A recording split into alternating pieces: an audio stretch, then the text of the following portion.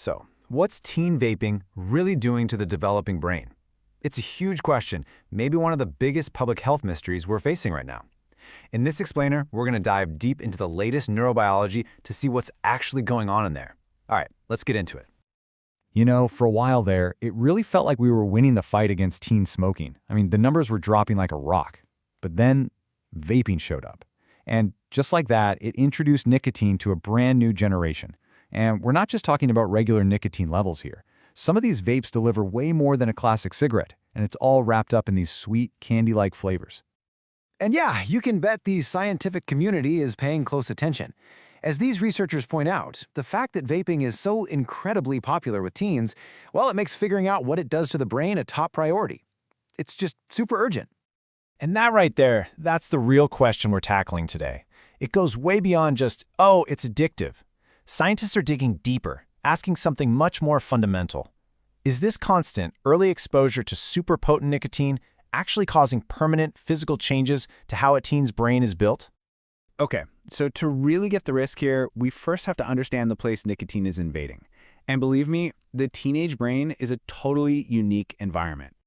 Yeah, that construction zone metaphor, it's spot on. See, the brain isn't just getting bigger. It's in the middle of this massive renovation. It's actively rewiring itself, clearing out the junk connections it doesn't need anymore to make room for stronger, faster pathways for adulthood. It's this amazing time of opportunity, but that also makes it incredibly vulnerable. And this isn't a quick weekend project either. We're talking about a long haul. Modern science tells us this critical construction window stretches from around age 10 all the way to 24. For that entire time, the brain is just constantly changing, constantly in flux. So let's just put them side by side for a second. An adult brain, it's pretty much set.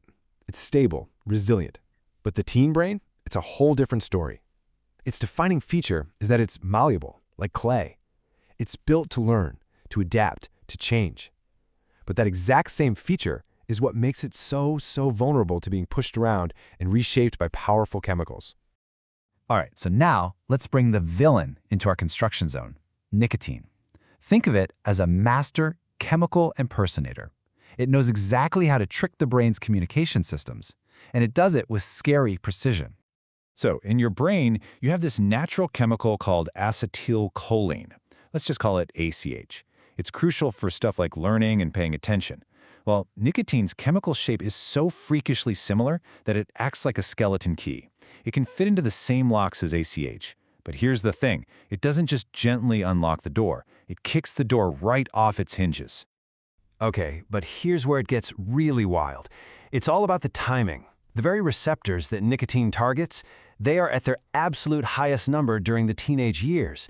It's like the perfect storm, right? The brain is at its most vulnerable at the exact same time the bullseyes for nicotine are everywhere.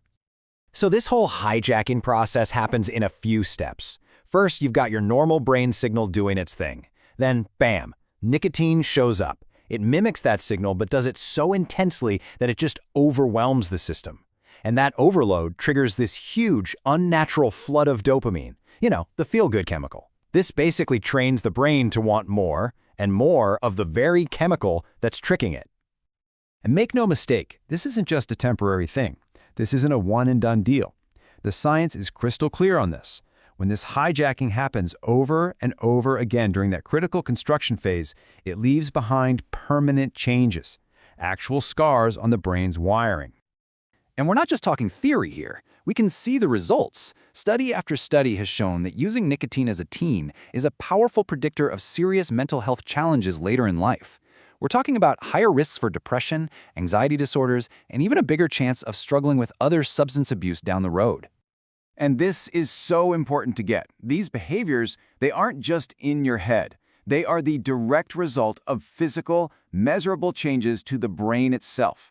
We're talking about rewriting the fundamental circuits that control your mood, what you find rewarding, and how you make decisions, potentially for the rest of your life. Okay, so all that brings us to what is, honestly, the most fascinating, and maybe the most alarming part of this whole story. Scientists are now looking at a powerful new idea that goes way beyond just saying nicotine damages the brain. Right. The old way of thinking was pretty simple. Drugs damage the brain. They break stuff. But what if nicotine is doing something more subtle and more profound? What if it's not just breaking a few machines on the factory floor? What if it's shutting down the entire assembly line? And that's it. That's the big, new hypothesis, that exposing the teenage brain to nicotine can actually arrest its development. It essentially freezes parts of the brain, leaving them stuck in a more immature, adolescent state.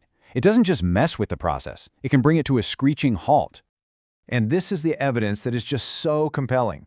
Just look at this comparison. On the left, a typical teen brain that hasn't used nicotine. It gets a huge reward feeling and not many bad side effects. In the middle, a normal adult brain. It's a much more balanced response. But now, look at that third column. This is an adult who was exposed to nicotine as a teen. And what do you see? Their brain reacts just like the adolescent brain.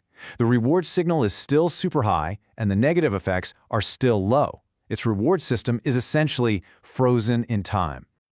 So, okay, let's pull back from the science for a second and talk about why this matters in the real world. Because understanding this whole frozen brain idea, well, it has huge, urgent implications for all of us. 90%. Just think about that number. 90% of adult smokers started when they were teenagers. That isn't a coincidence. That's not random. It is a direct result of the brain science we've just been looking at. And that brings us right back to today. Vaping makes getting that high-potency nicotine easier and frankly more appealing than ever before. It just raises the stakes sky high. And that's why understanding this science isn't just some academic exercise. It's an absolutely critical tool for public health and prevention. Which leaves us with one last, really big question to think about.